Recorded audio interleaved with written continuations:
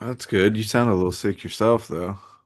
Yeah, I've been better, but Oh I try no. to. I don't know. I just feel like I always complain to you, so I'm just trying I not don't to complain. I don't think that's true. Oh, all right. Well, then allow me. I took a lease out on your heart. I took a lease out on your heart. Can I at least have fun? Can I at least have fun?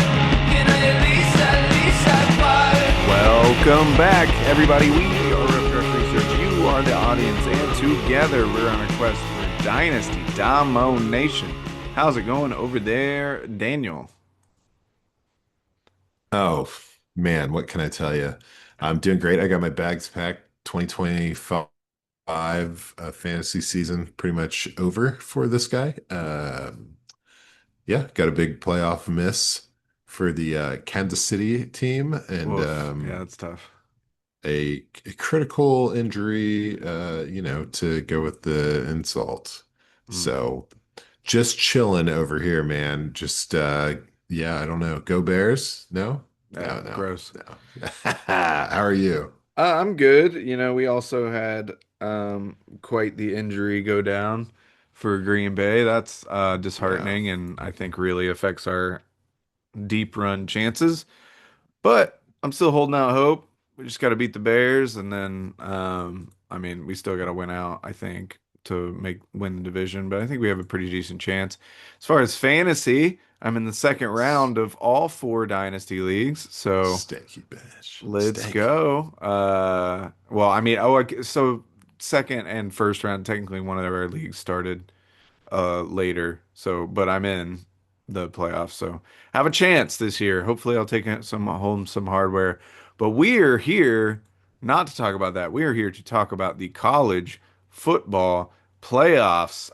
Yeah, as you said, getting ready. A lot of people are already out of the playoffs and looking forward to the college football playoffs and the NFL playoffs. So we thought we would just do a quick summary, nothing, not an in-depth breakdown of these guys or anything like that, but a quick summary of some guys to watch for each game of the first week of the college football playoffs. So we got four games, eight teams.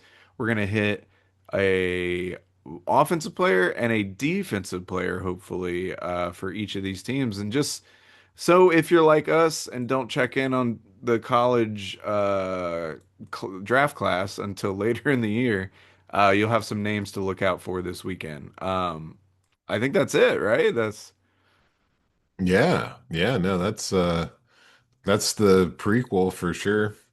all right. Just we're gonna be watching these bowl games and dude, I always get fixated on these underclassmen and I'm like, oh yeah, and then come to find out, like, should have been watching the other side of the field. So I like to do a little pregame on seeing who might be declaring. You never know these days. Yeah.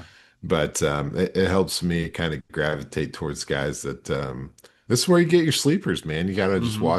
watch the actual games before it comes to tape grinding and all the talking heads such as ourselves start telling you how to feel about everybody. So Yeah, for sure. No, this is a good window to kind of check in on these guys because a lot of these guys, the better teams in college usually get better draft spots. You got some random people here or there. But this is a good spotlight for some of these guys. And we'll see who actually ends up declaring. I know I have a few juniors on my list, but I tried to stick to people that were okay. realistically gonna declare, such as for the first matchup, we've got the 12 seed James Madison University going up against the 5 seed Oregon Ducks. And I want to talk about Wayne Knight, the running back for JMU. 1,200 yards this season, 6.6 yards per attempt, and nine touchdowns. He was actually named second team AP All-American coming out of James Madison, which is pretty crazy. The obvious fear of these smaller school running backs is, are they looking that good just because they have gone up against some subpar talent? But I mean, getting named second team All Pro or second team All American there is pretty good. And I'm excited to see like kind of what he can do during the playoffs. Yeah, specifically looking at some of his last few games, he's been rocking pretty hard. He's coming fresh off of a 212 yard rushing game against Troy. Hmm. Only had the single touchdown, but it's a 10-yard per carry. So he's got some little explosive games coming in. So I'm pretty excited about Wayne Knight as well. Hmm. Um, Definitely gonna probably be his last game of the Yeah. year. I mean, don't want to, poo-poo too hard when it comes to how he's doing, but really pretty solid year going for him, Yeah. and he's finishing strong right now. So see Yeah. how he does. We'll see, how he does up against Oregon. Obviously, it's much different competition than he's used to. And he is a junior, and this is really his only year of true production. So that's a little worrisome in terms of draft stock. So you never know. Maybe he'll stick around and do another year. Maybe he'll hit the transfer portal. Who knows? But yeah, also added 379 yards through the air. So yeah, really productive season in terms of all-purpose yards. Heck yeah. Yeah, we'll see how he does. It's going to be one of his tougher matchups for the season. Oh, for But sure. man, I don't know. James Madison, the Dukes. I don't. You don't really get too deep on the Dukes very often, do you? No, it's tough. But I don't know. For defense, did you go with Trent Hendrick? I did go with Trent Hendrick. Okay. Yes. So we got a senior, 6 foot, 234 out of Richmond, Virginia, is playing the linebacker position, and he's got nearly 100 tackles Yeah. on the season, which is like more than his last 3 years combined, just about. Getting some good sack numbers. He's only got three, but it's not bad. He's a guy with great size and obviously the leader of this defense. So Hmm. he'll be a guy to keep an eye on. Number five, be easy to spot at the linebacker position. But honestly, I don't know, man. How many James Madison guys we rolling out in the NFL right now? I don't know that many, but I could see both these guys getting in there. I mean, Trent Hendrick did end up getting the Sun Belt Defensive Player of the Year for 2025. I mean, it is the Sun Belt, but hey, yeah, it's still pretty impressive to be the It's the good to be Player the of the Year. best, yeah, the best Yeah, Sun Belt if you're player. gonna be in the Sun Belt, you might as well be the best Sun Belt player. So, I'd agree with yeah, that. had an outstanding year. So it's another guy. Love to see what he does against Oregon. Oregon is definitely gonna have to game plan for him. Might be the only player they have to game plan for. Yeah, But yeah, I'm intrigued, man. I'm excited to see what these two guys can do. Maybe they'll end up being the type of sleepers we're talking about. hope so, man. Got to keep it interesting. All As right. far, Well, go ahead. no, no, you yelled at me, I yelled at you. I was just gonna say for the Ducks, I mean, it's kind of I don't know. I'm going with the tight end. Yeah. Hmm. Yeah. So Kenyon Sadiq, Sadiq. Yeah. he's looking pretty sharp, which I don't know, man. I'm having too much fun doing everything. Um, with this episode. I got way too into it, and he only has 490 receiving yards, but he's Hmm. got 8 touchdowns on Yep. 40 receptions, and I feel like he is a very, very highly rated Hmm. uh, tight end going in. I think, yeah, he's 19 on the PFF big board, Yeah. which makes him pretty high. Yeah, he's number one on the Tankathon tight end rankings as Hmm. well by a mile. There's Hmm. no other first round graded tight ends coming out. So I think we're definitely going to have something to watch here. Um, I just feel like the production profile is a little underwhelming. Yeah. Um, but when you watch him, it's pretty explosive. Just Hmm. the utilization may be lacking, but I'm definitely gonna draw the attention. Number 18 out there. Good size on the guy. You gotta like a 6'3", about 250. It makes me feel pretty good. I just there's too many skinny tight ends out there. The big guys seem to be like holding their own right now, and I'm Yeah. glad to see that. But yeah, definitely coming off of a statistically efficient Yeah. couple of years, if not stout statistically. But I don't know. How do you feel about him? No, I like him a lot as well so far in this process. I mean, he does seem to be the number one tight end. Definitely a traits guy that they're looking for. But 8 touchdowns is really good Hmm. for a college tight end. I mean, yeah, like you said, 490 yards isn't anything crazy. Didn't even top 1,000 for his career at Oregon. So that is a little troublesome, but also like you could see all the traits that you want to see. And like you said, PFF board 19 overall player, which is pretty good. So yeah, I'm excited to see what he can do. I'm also excited to see what his quarterback can do real Yes. quickly. The PFF 10th overall player, a dual threat ish quarter. Oh, no, he's not. I'm talking about somebody else. But he had 2,733 yards, 24 touchdowns, 6 interceptions. Had another touchdown on the ground, but nothing crazy to speak of there. So I'll be intrigued to see what he can do in this playoffs. The quarterback class is a little bit of a question mark. I mean, they got the Heisman Trophy winner, who we'll talk about probably next week. But it is kind of interesting to see how this is going to shake out. And I think the college football playoffs could really determine something like where people are going to view Dante Moore. Yeah, no, I'm with you on the Dante Moore. He's extremely intriguing, and playing at the higher level of competition is going to be good for him because he had a really strong finish to Mhm. his season with a bit of a dip there with some heavier hitters in the middle. So if he can finish strong, make a name for himself, and really make a push here, keep the Ducks flying, ay ay ay, then I'll be a little more intrigued, like you're saying. It's kind of a wild card. The landscape at the quarterback position coming into the year and then coming out of the year are drastically different. So Yeah. it does feel like it's going to be one of those like I hate to say like Will Levis combine ball type Hmm. off seasons. Um, but yeah, any one of these guys could really make a big splash here this coming week and the week to follow. Yeah, I'm with you. Talking about big splashes quickly on the defense for Oregon, I'm looking at Mateo Ugalele. That one's always a mouthful for me. Sorry if I butchered it.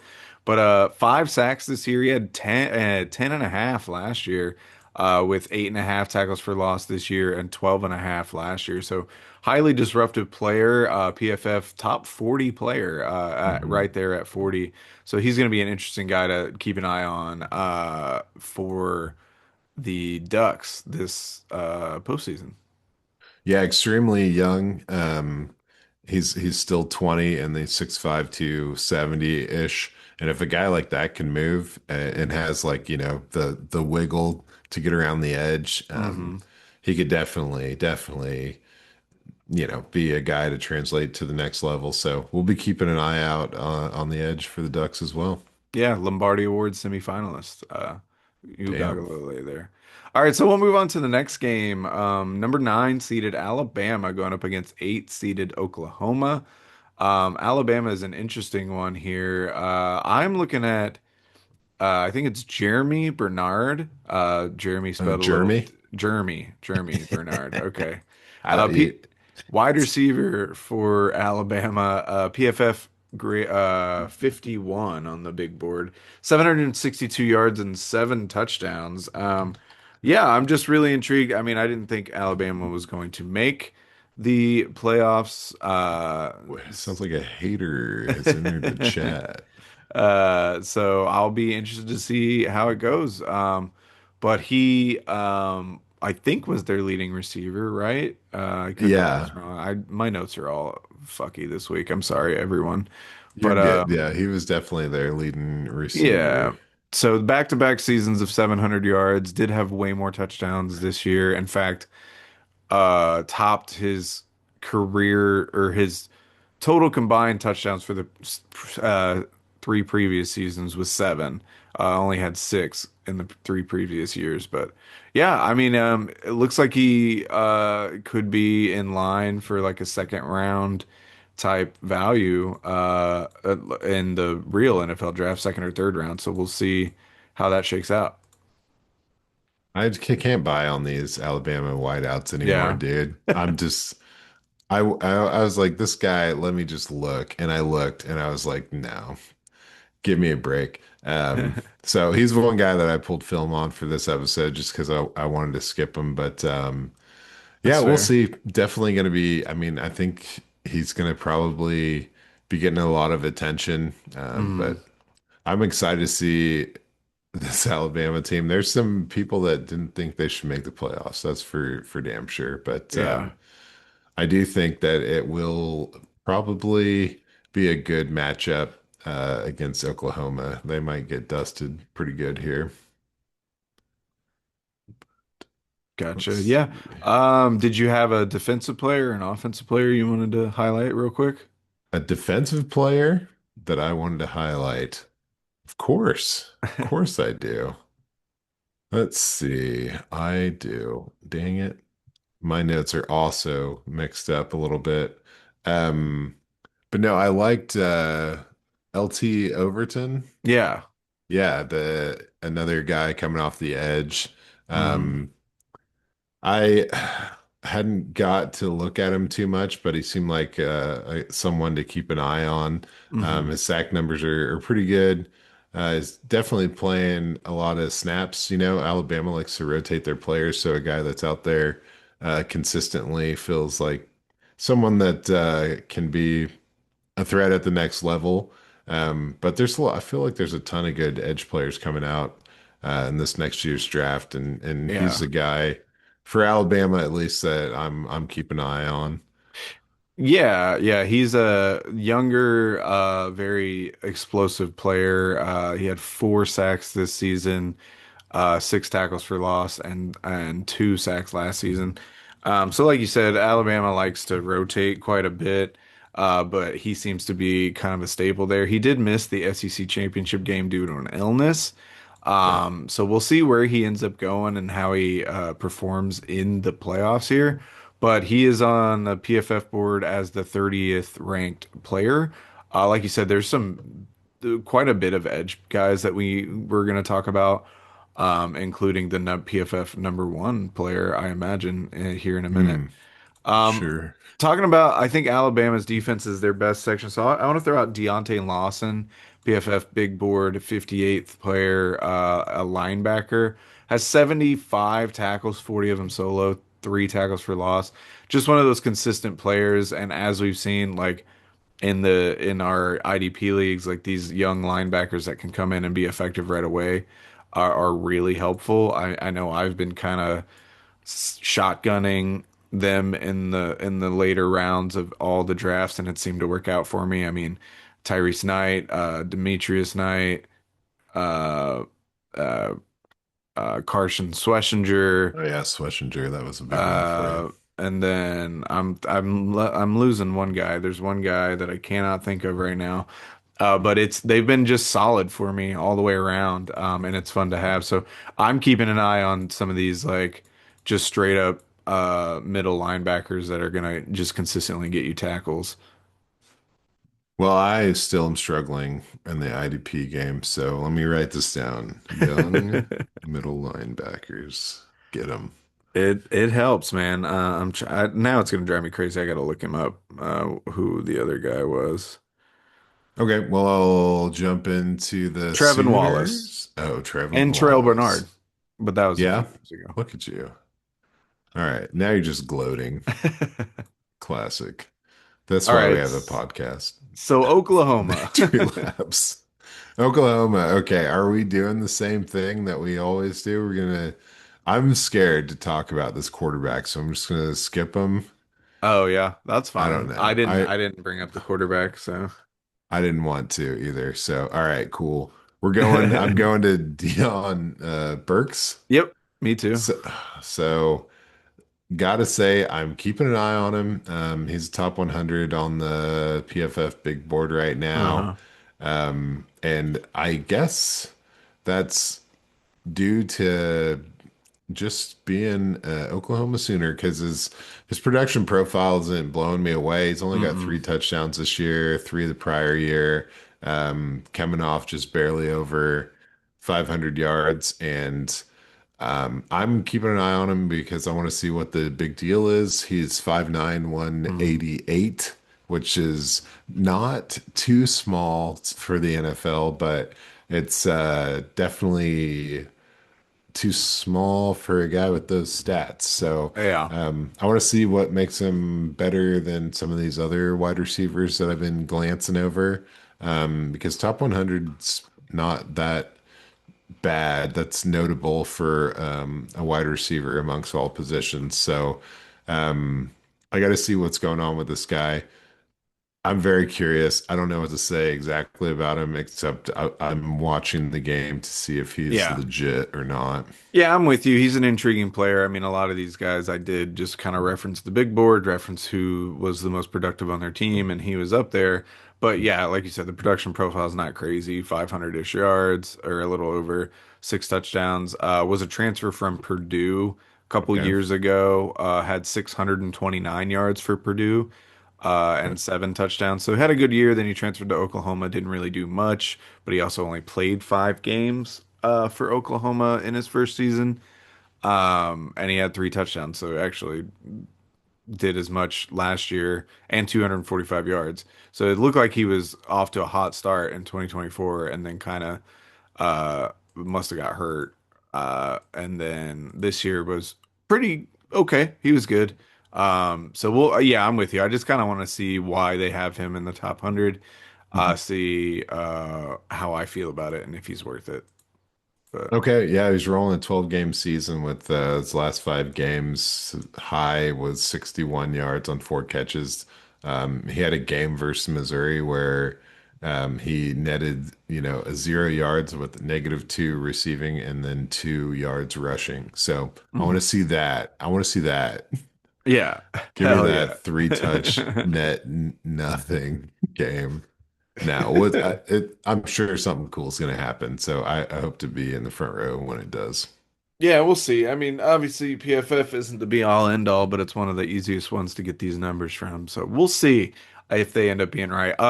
Speaking of them though, on their 33rd ranked player, PFF wise, is R. Mason Thomas, edge for Yeah. Oklahoma, coming off a 9.5 tackle for loss and 6.5 sack season. That's a little more juicy in terms of production. I mean, I know it doesn't sound that crazy, but like 6.5 sacks for a college player is pretty good. And I kind of just want to see if he can keep it up. He had 9 last year for Oklahoma in 2024 and 12.5 tackles for loss. So yeah, he's a senior edge player. I'm excited. I'm not as into drafting these edge guys. Yeah, I Just wouldn't be because either. they're just a little more obviously they're sack dependent, as and then they seem to get rotated in and out a little more um, as they find their footing. But I mean, the sack guys are some guys that can get you crazy, crazy numbers. Like a Miles Garrett, a Michael Parsons, Max Crosby. So it's always worth keeping an eye on these guys. So we'll see where R. Mason Thomas ends up going. Okay, I feel you though. The edge guys seem like they have a lower kind of hit rate than the linebackers. Lower hit So rate, and even the guys I just mentioned are obviously incredibly impactful for their teams. so But many of them. yeah, in terms of fantasy IDP production, they're a little more hit and miss. I mean, Miles Garrett has been on a tear, but he's about to set the sack record, which is like the reason he's so Sure. consistent. But some of these guys, you'll have a 30-point week and then like a 5-point week with them. So, but yeah, I'm intrigued. I mean, especially like edge just being such an important position in the actual NFL. I'm intrigued to see where this guy goes. Okay, me too. I'm with you. All right, well, we'll move on to the next matchup. Number 11 seed Tulane up against 6 seed Ole Miss. Tulane's another tough one, kind of like JMU, much smaller school. Nobody I could even find on the PFF big board, unless I just missed it. But I want to throw Yeah, out, dude. oh, Go ahead. You go ahead. or at least at the positions I was looking at. But You're maybe good. You're I, good, dude. I, Roll on, my friend. uh-oh. Don't let me mess with you. So wide receiver Shaz Preston was a guy I wanted to talk about. 38 catches, 598 yards, four touchdowns, and 15.7 yards per reception, which is pretty good. Uh, yeah, I mean, I'm just intrigued, kind of like the JMU conversation. I want to see what they can do going up against more stout competition and see if he looks the part while going up against an SEC player. Who knows? Maybe we'll even get an upset. That would be crazy. But yeah, I want to check him out. Want to see what he does. Yeah, an upset would be pretty interesting here. I don't know. I don't know if I'm feeling it No. as an overall possibility. Um, but yeah, I would say that Jake Retzlaff, Oh Ret yeah, I forgot about the Retzlaff, quarterback, Retzliff. Yeah. Retzlaff. Yeah, Hmm. he's super good at quarterback. He's on the big board, number 268, pal. Some Sorry. respect on that name, please. Yeah, he's got a 2,800 yards, following up a season at 2,900. Um, which was at BYU last year. So he transferred and then kind of picked up right where he left off. After 12 picks last year, he had to pack up and pick up where he left off. But the thing about him that I find to be interesting is that he has 16 rushing touchdowns, Mm. which I believe is like top five in all of college. So I'm gonna go ahead and just say that's pretty cool, Yeah. impressive enough Mhm. for me for as far as like being impressed right now goes. Give him some love right there. But he doesn't have a ton of yards to back it up. I mean, 600 yards rushing was pretty good, but 16 touchdowns just means that he's kind of doing the Josh Allen thing in the red zone. Hmm. Um, but there's only three college players with more rushing touchdowns than him That's pretty um, crazy. on the season. Now it is like a eight-way tie at 16, so but there's not that many people doing better than him. I'm kind of curious to see if he's gonna be one of those put it all on me guys, but I'm really probably not expecting too much in the No. way of the future when it comes to Jake Tulane. Retzlaff. Yeah, What are maybe he'll they? be The mean wave, the green wave. the green wave. Yeah. Yeah, Tajay Spears, famous Yep, yep, Tulane Green Wave big time. guy I liked a lot. Hasn't done much, but um, yeah, I'm somewhat intrigued. Maybe he'll be like a Bailey Zappi late round pick that will kick around for a while Oh, in that these would be super fun. flex leagues, and who really doesn't do much. But we'll see. Definitely has a dual threat ability. I'll talk about edge player Harvey Dyson real quick. Okay. The third, excuse me, 7 sacks on the year, 10.5 Aye. tackles for loss. Yeah, I mean, he's just a solid. I mean, we just talked about why these edge players are important. So just a solid player there. If he can make some damage in the college football playoffs, it might make him stand out a little more. Not on the big board for PFF.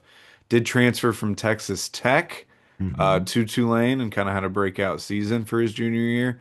Who knows? Maybe he'll end up staying.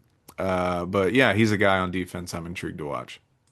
Okay, yeah, same here. He's the only guy that popped out that was not an underclassman, so I'm going to definitely keep an eye out on him and let it go. See how it rolls. Mm. All Yes, right. Well, on to Ole definitely. Miss. I'll throw out a quarterback. Hey, you should. Let's talk about Trinidad Chambliss. This is interesting. PFF graded 168 player on the big board, 3,000 yards passing, 18 touchdowns to only three picks. and 6 touchdowns on the ground. So 24 total touchdowns.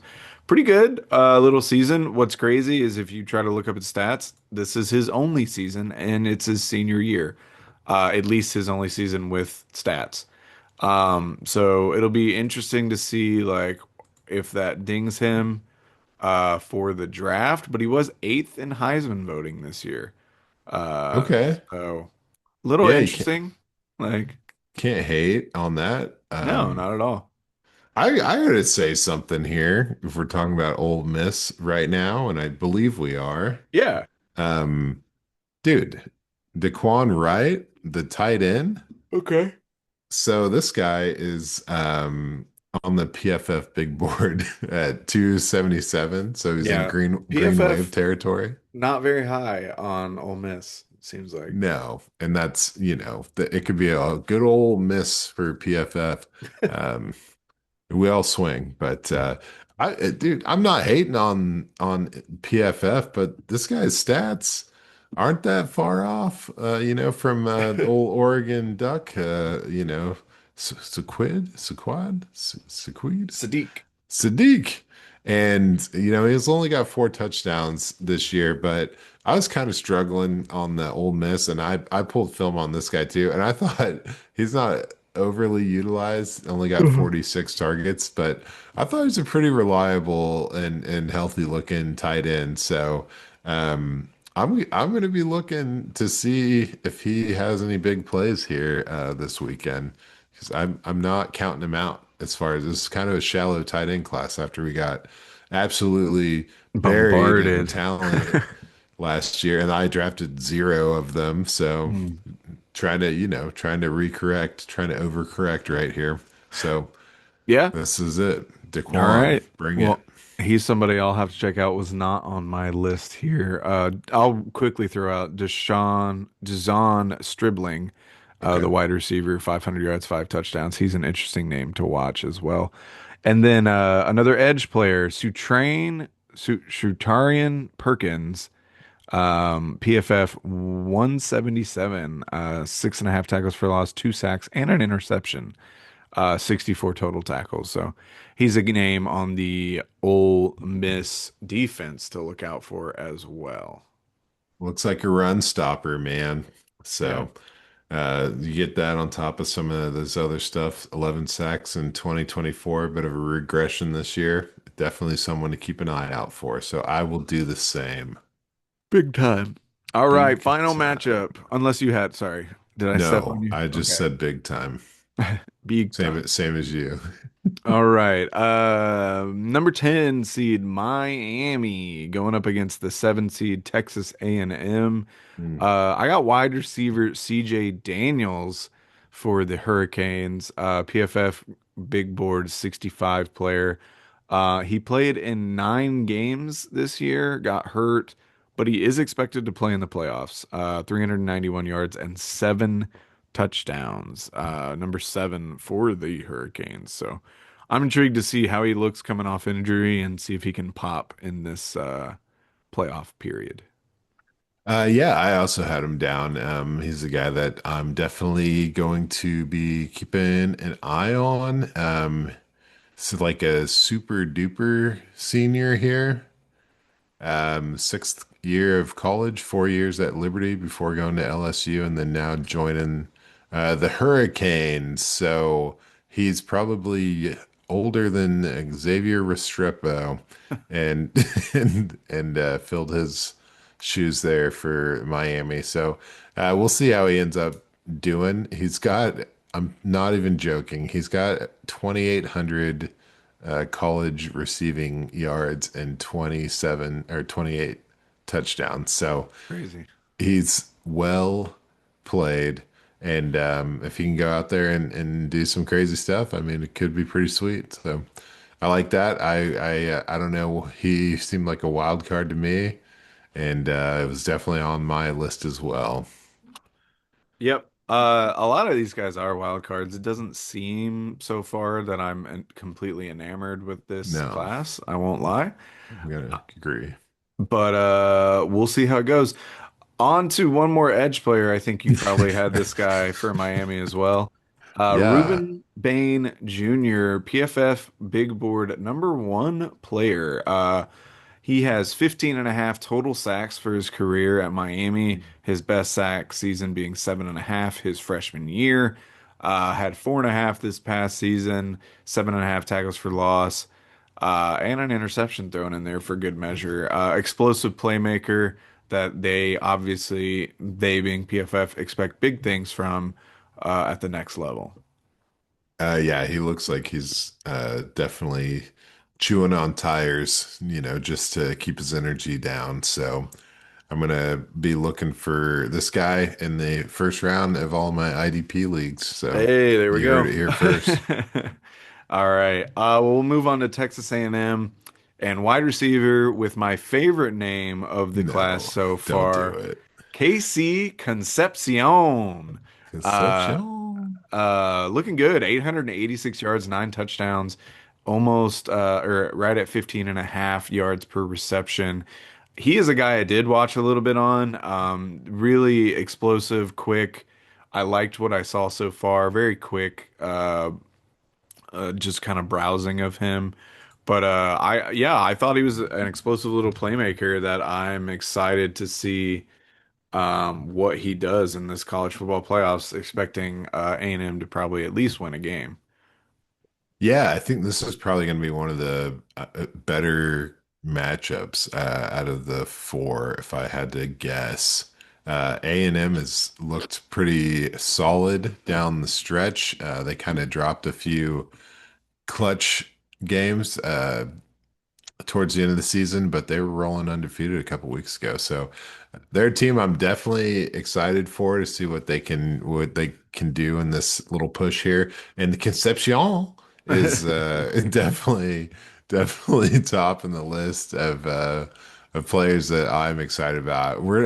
His name's Kevin. We just call him Kevin. What are we doing, PFF? Why are you getting Yeah, I'm not sure. Yeah, getting crazy with that, when you look him up in College Football Reference, it definitely just says Kevin. So we'll Kevin? see. I don't know why it's KC, but Kevin whatever. Concepcion. I'm here for it, Concession. dude. I'm Uh, definitely gonna be watching this guy this weekend. Yeah, I'm excited to check him out as well. I'm gonna get off the edge player on defense just for 1 second. I do have I, one I want to talk about for A&M, but speaking on the linebacker position and the guys I like to go after in the third round, third and fourth round of these drafts, there is a kid named Taurine York, PFF Big Board 69, nice overall player.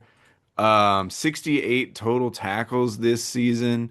And if you look at his total combined tackles for his career in 3 seasons is 224, with 105 of those being solo, 119 assisted. Again, just highly productive player.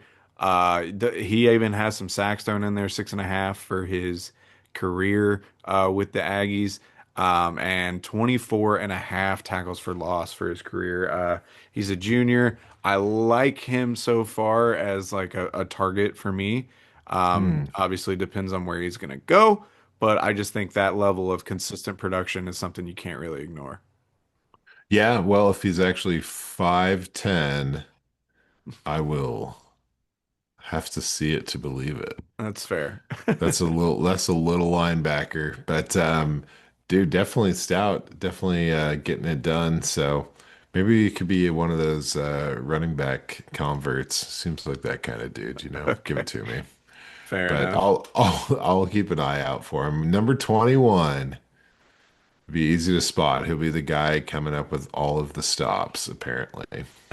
So I Well, like it. did you have were you did you want to talk about Cassius Howell potentially? Yes, I had him down for my edge player. This is the edge episode, man. Hmm. Yeah, he's insane. I mean, he's got 12 sacks on the year. And that's pretty solid number, as you Oh yeah. mentioned, with the college guys. He was the guy I was kind of circling back to. And years in and years out, he's been doing this. It's 10 sacks in 2023. Mm. So pretty consistent player. Definitely going to be someone to keep an eye on. Really disruptive in the backfield seems to be his thing. So I'm pumped about him. He's definitely known. He's PFF big board 15. 15. Yep. So that is not a low number. No. I expect some success to come with that personally.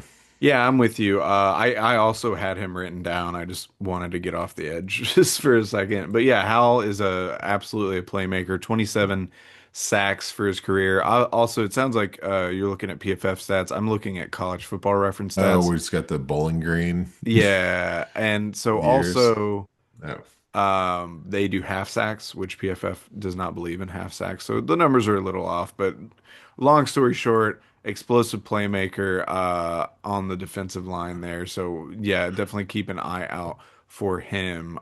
Should be a top first round pick, if according to PFF. But there you have it. So there are a bunch of names for you to check out to do your preliminary research for the college football playoffs. We're probably going to come back next week and hit a similar episode, but include the bye teams. But I guess at that point, I don't know if we're going to retread the teams we already talked about, or how maybe we can review how our guys we talked about did in the first game. We could do that. That might be fun. But pay no attention to the man behind the curtain. yeah, until then, we have been Rough Draft Research. Yes. You've been the audience, and good luck if you're still in the playoffs. Yeah, all of you successful fantasy managers, best of luck, you know. We're cheering for all of you. Ties across the board. Playoffs, it's not if you win or lose, it's if you tie and make the people who didn't make the playoffs very happy to see that. So do that. Alrighty. Until next time. See you guys. I took a lease out on